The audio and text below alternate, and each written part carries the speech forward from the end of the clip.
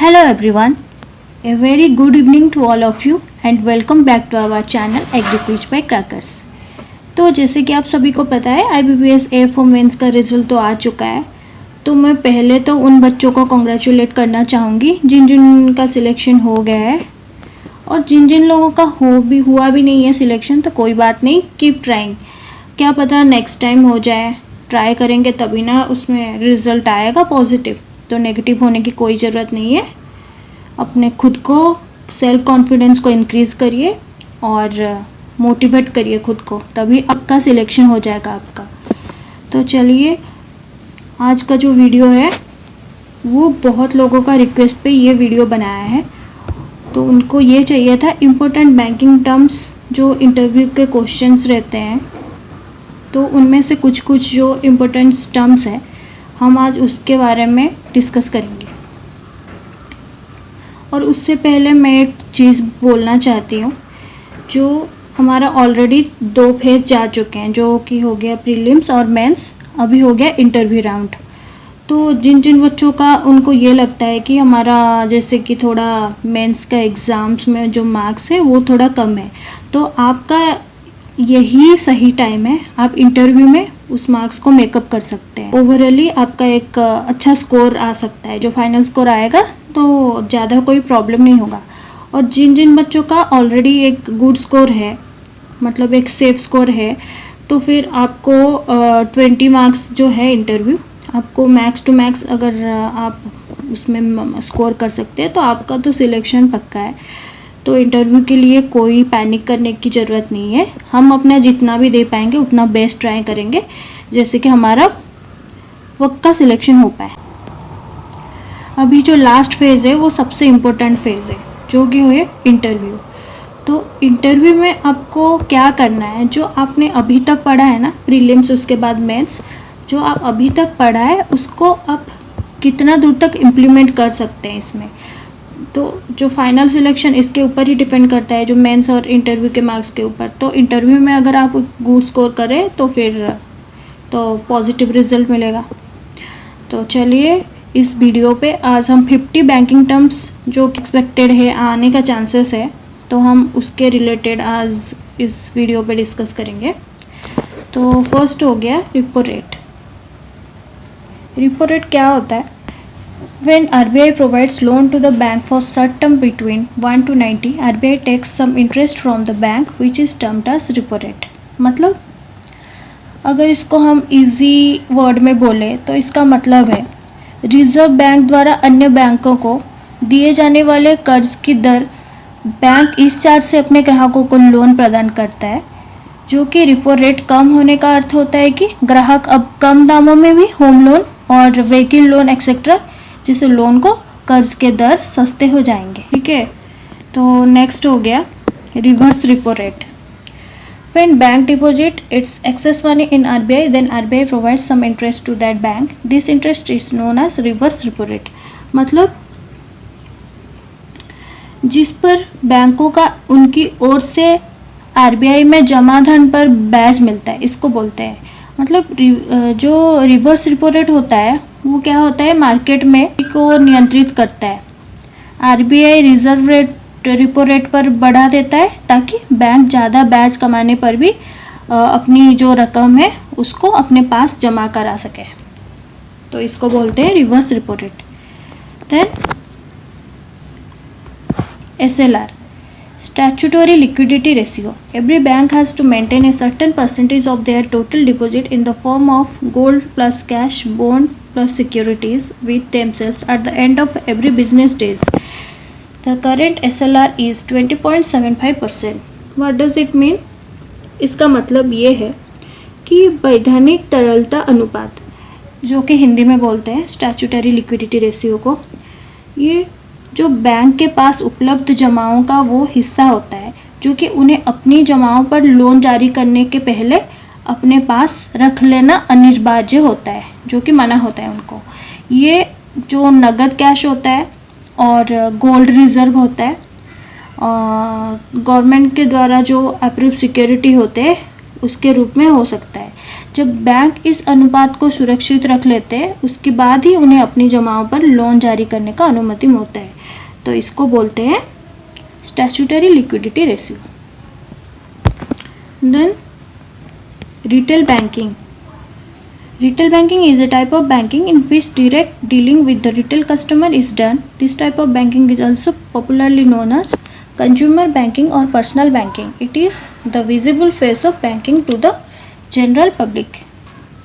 इसका मतलब ये होता है, जो रिटेल बैंकिंग का उद्देश्य संस्थागत ग्राहक जैसे कंपनीज, निगम और जो संस्थान सारे होते हैं उसके बजाय रिटेल ग्राहकों को बैंकिंग सेवाएं प्रदान करता है। तो रिटेल बैंकिंग व्यक्तियों को व्यक्तिगत वित्तीय जो ज़रूरत का वो भी ख्याल रखता है, तो इसीलिए रिटेल बैंकिंग इसको बोलते हैं, जो कि जनरल पब्लिक को हेल्प करता है। बिटकॉइन। बिटकॉइन एक डिजिटल करेंसी है, ओके, और ये एक ऐसी मुद्रा है जिसको आप ना तो देख सकते हैं और ना ही टच कर सकते हैं। अगर किसी के पास भी बिटकॉइन है तो वो आप उस मुद्रा की तरह ही सामान खरीद सकते हैं, और 1 बिटकॉइन का मूल्य है 108 satoshi. Then call money. Call notice is the money borrowed on demand for very short period when money is lent for a day, it is known as call money. यानी कि जहाँ पैसा उधार लिया जाता है 2 दिन से 14 दिन के अंदर, जो उनका टाइम पीरियड रहता है उसे नोटिस मनी बोलते हैं। और टर्म मनी का मतलब होता है जो 14 दिन से अधिक या अवधि के लिए लेते हैं, उसको बोलते हैं टर्म मनी। तो यहाँ पे हमको क्या पूछा है, नोटिस मनी मतलब जो कि 2 से 14 दिन के अंदर, टाइम पीरियड के अंदर जो मनी उधार लिया जाता है उसको बोलते हैं। Then difference between capital market and money market. जो कैपिटल मार्केट होता है उसको लॉन्ग टाइम पीरियड के लिए, बिजनेस के लिए यूज़ करते हैं, और जो मनी मार्केट होता है वो शॉर्ट टर्म फाइनेंस के लिए यूज़ करते हैं, ठीक है। Then schedule bank. Banks which are included in second schedule of RBI Act 1934 as known as Scheduled Commercial Bank. These banks should fulfill 2 conditions. Paid up capital and collected funds should not be less than 5 lakhs. Any activity of the bank should not adversely affect the interest of the customer. इस bank का मतलब ये है कि जो paid capital और collected funds होता है वो 5 लाख से कम नहीं होना चाहिए, और बैंक का कोई भी एक्टिविटी जो कस्टमर इंटरेस्ट को अफेक्ट नहीं करना चाहिए। और ये कब हुआ था, इसका आरबीआई एक्ट 1934 को हुआ था, जिसको बोलते हैं scheduled commercial bank. Then non performing assets. RBI ने बैंकिंग में एनपीए को विशेष रूप से परिभाषित किया है। एनपीए पर जारी आरबीआई मास्टर सर्कुलर्स के अनुसार निम्न को एनपीए माना जाता है। Then money inflation. हमने काफ़ी बार ये सुना है कि इन्फ्लेशन की दर बढ़ती जा रही है, पर अधिकतर लोगों को ये नहीं पता होता है कि आखिर ये इन्फ्लेशन चीज़ होती क्या है। तो अगर हम इन्फ्लेशन का मतलब पता करें तो इसका सीधा मीनिंग ये होता है कि इसका सीधा मीनिंग महंगाई होता है। मतलब महंगाई की बढ़ती घटती दर की हम अगर इन्फ्लेशन मतलब जो उसको बोलते हैं देश की इन्फ्लेशन रेट, उस देश की महंगाई दर को बताता है। भारत में इन्फ्लेशन की दर को ministry of commerce and ministry को द्वारा ही कैलकुलेट किया जाता है। तो इन्फ्लेशन की दर को वस्तु के अनुपात में खरीदकर संख्या और खरीदार के अनुपात में वस्तु की उपलब्धता से ही निकाला जाता है, जो कि थोड़ा उलझन है। पर इन्फ्लेशन का मीनिंग हम एक एग्जाम्पल के थ्रू बोल सकते हैं।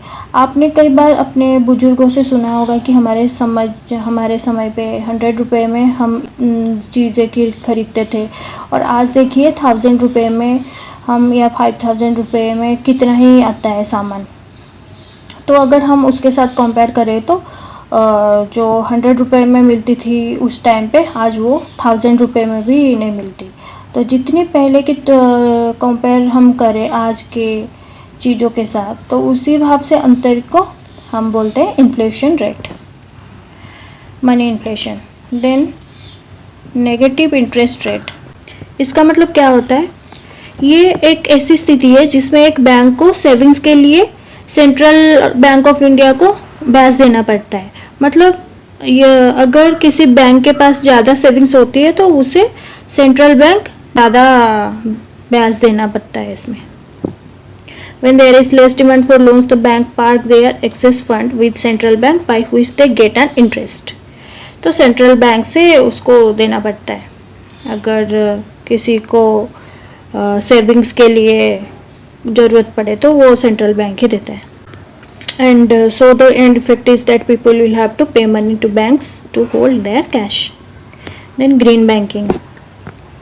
ग्रीन बैंक एक ऐसी संस्था है जिसमें जो तेजी क्षेत्र के द्वारा साझेदारी में बाजार में अभिनव वित्तपोषण तकनीक से विकास के लिए काम करता है। और green banking is like a normal bank जो कि कंसिडर करता है सब सोशल और इकोलॉजिकल फैक्टर्स, जिसका एम है एनवायरनमेंट को प्रोटेक्ट करना।